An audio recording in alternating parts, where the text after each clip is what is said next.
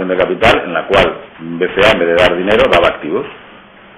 Era un tema importante y delicado y que había que hacerlo bien, pero no cabe duda que una vez que la Junta General aprobase la ampliación de capital y la recepción de los activos, pues se había consumado el nuevo perímetro. BCA se convertía en una entidad con la mitad de activos y con un objetivo a medio plazo de dejar de ser un banco y convertirse simplemente en una sociedad tenedora de activos y cuyos únicos accionistas eran las cajas, ¿no?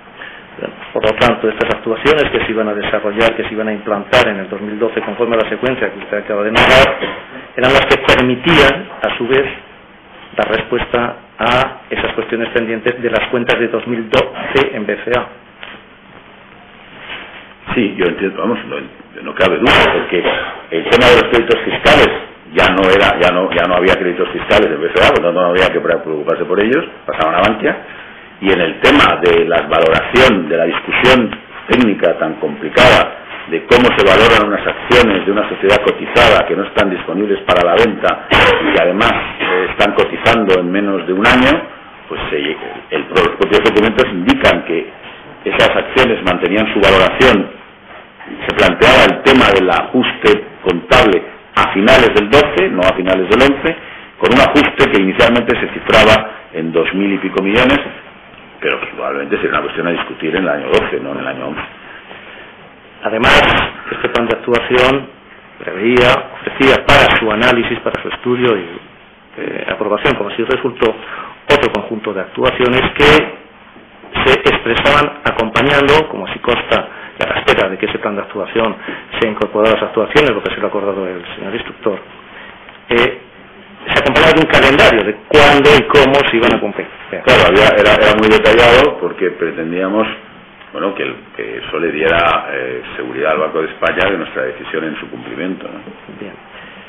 Y ese calendario, como así se expresa en este informe de 18 de abril del de 13 de abril de 2012, se indica, por ejemplo, que se resaltaba el hecho de que la entidad tiene previsto efectuar el grueso de los ajustes, más del 65% en el segundo semestre. Y eso se refiere a los ajustes en Bankia, eso ya es Bankia y se refiere a los ajustes consecuencia del Real Decreto 2/2012. En la contemplación conjunta, porque este informe hace referencia a esa contemplación conjunta. El Banco de España, le pregunto una novedad, tiene conocimiento cuando informa y cuando la aprueba de las cuentas que han sido ya formuladas. Bueno, el Banco de España conocía las cuentas de sobra, primero porque las veía todos los meses, porque las veía el Consejo y el Banco de España tenía, luego porque las habíamos presentado las del segundo semestre en febrero del 2012 y si habíamos presentado el primer semestre en julio del 2011 y las del segundo semestre en febrero del 2012, pues las cuentas del año eran conocidas, es decir que éramos una sociedad extremadamente transparente y el Banco de España sabía, y además, vamos, yo no lo hice, pero estoy seguro que las conversaciones que se mantenían a diversos niveles con el Banco de España, el consejero delegado, el director financiero, el interventor, bueno, nuestra política porque además, por ejemplo, nosotros teníamos intención de pagar un dividendo, eso requería autorización del Banco de España. El Banco de España no solo tenía un interés en nuestro caso por ser un banco, sino que además tenía 4.000 millones de FROP en BCA. Una de las posibles consideraciones del plan de actuación era reducir y pagarle al Banco de España una parte a través de la conversión en acciones de preferentes que nos liberaba capital, pero seguramente en un plan de desinversión como el del 4 de mayo, pues no estoy seguro de que eso se hubiera podido llevar a cabo. Creo que eso era un contexto distinto en el que estábamos hablando. Entonces, este informe que está recogiendo, como bien ha expresado usted, el plan de recapitalización, el plan de actuación lo informa y concluye y establece determinados aspectos que luego son posteriormente recogidos en esa carta de 17 de abril del Banco de España que le dirige a usted. Pero concretamente me va a permitir que le resalte, con la venia de su señoría, algunas de estas conclusiones para que, a propósito de las mismas, nos indique usted lo que percibieron entonces al recibir aquella carta. Dice, por ejemplo, el equipo gestor entiende, y así lo ha demostrado con determinación, que puede gestionar Bankia satisfactoriamente en tanto la economía se recupera. Esto lo dice, vuelvo a repetir, el 13 de abril. En este sentido, el diagnóstico que ha realizado se considera realista y acertado, y las medidas que se están implantando, así como el detalle de su ejecución, también parecen esperanzadores.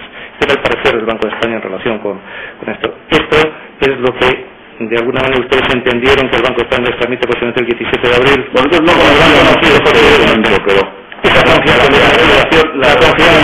del equipo gestor que empezaba en el consejero delegado y continuaba en el resto, yo creo que una relación muy fluida y hasta donde a mí me llegaba muy satisfactoria. Es un entorno difícil, lleno de problemas, y esta es una entidad con muchas decisiones, como se puede comprobar con todo esto, pero yo creo que había una... Y cuando lo he leído, pues me ha alegrado de que se pusiera, ¿no?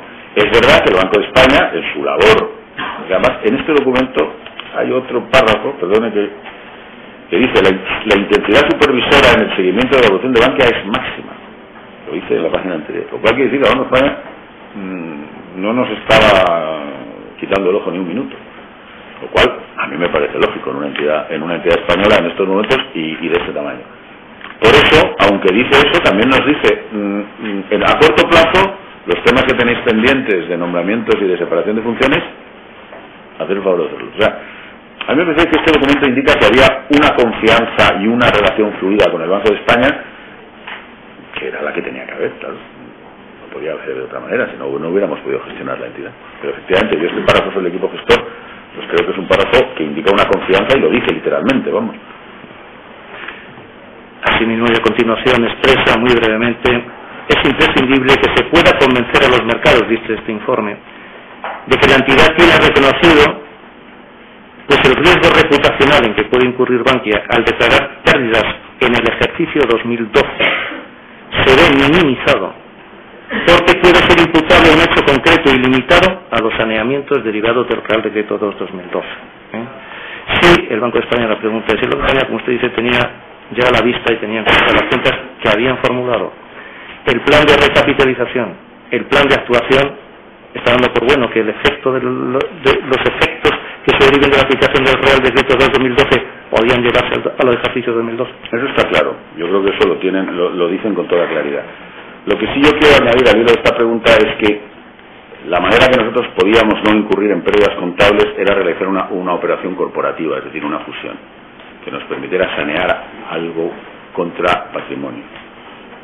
Las fusiones pues surgen cuando surgen, hay negociaciones y bueno, pues esa era una de las estrategias que el Banco de España conocía pero que no podíamos materializar en ese momento, y eso pues formaba parte de lo que nosotros teníamos en la cabeza, aunque no podíamos garantizar que se pudiera materializar porque dependía no solo de nuestra voluntad. Este documento lo que indica es lo que depende de nosotros, lo que nosotros podemos hacer nosotros. Si hubiera habido oportunidad de operaciones corporativas o no, bueno, veríamos qué se podía hacer respecto a esa referencia a las pérdidas. Dos últimas preguntas que yo quería cumplir mi palabra.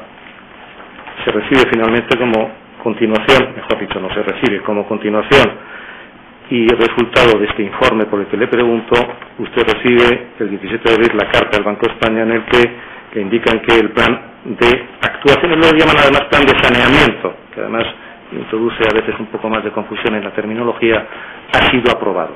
Y en el último párrafo le dicen a ustedes que no obstante, pues se le requiere un plan de actuaciones complementarias antes del 31 de mayo de 2012. Dos preguntas. Uno, ¿entendió usted en algún momento, usted personalmente, los equipos directivos, los miembros del Consejo de Administración, que era una aprobación condicionada o era una aprobación sin más? Vamos a ver. Yo creo que el Banco de España nos aprueba el plan de saneamiento en lo que supone saneamientos y en lo que supone el nuevo estrategia del perímetro de BCA. Y se da por enterado de que tenemos unas contingencias de estrés por si las cosas son peores desde el punto de vista económico o desde el punto de vista financiero. Y creo también que el Banco de España nos recuerda que quiere decisiones a corto plazo en el plano profesional, y las dos que yo conocía eran las que he mencionado, y que el Banco de España también nos dice: vuestra política de reducción de los mercados mayoristas la tenéis que seguir continuando y la tenéis que poner clara en el mercado. Que lo que vuelvo a repetir, nosotros teníamos una presión para tener una política muy conservadora desde el punto de vista de los mercados mayoristas en el primer semestre del 2012, pero después esa presión cambiaba en el segundo semestre, donde ya prácticamente no teníamos vencimientos.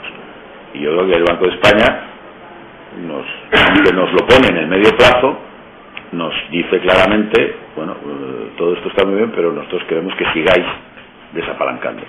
Es así de simple. Y bueno, pero nosotros tomamos buena nota, es decir, que no nos parece ningún error por parte del Banco de España. Era una estrategia que estábamos haciendo y que además tenía mucho sentido dada la evolución de los mercados mayoristas. No podía ser de otra manera, ¿no? Aprobados por los tantos en el modo que así se refleja y que usted matiza estos planes, se produce ya la elaboración del cuarto de los planes, que es el de 4 de mayo. Este no se lo pide el Banco de España, según usted ha manifestado.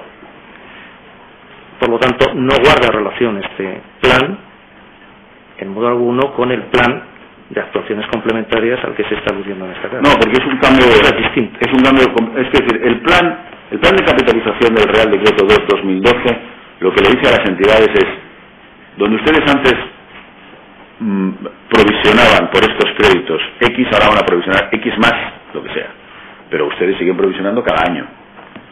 Lo que nosotros le planteamos al Ministerio y al Banco de España cuando se nos pide un paso más que el Real Decreto 2/2012 es no.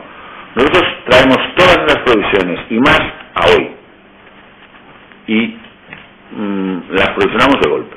Para eso necesitamos capital y si no hay capital privado pues tendremos que llegar a un acuerdo con el gobierno para que nos suministre una línea del FROB que podamos utilizar y que iremos devolviendo en el plazo del tiempo. ¿Cómo?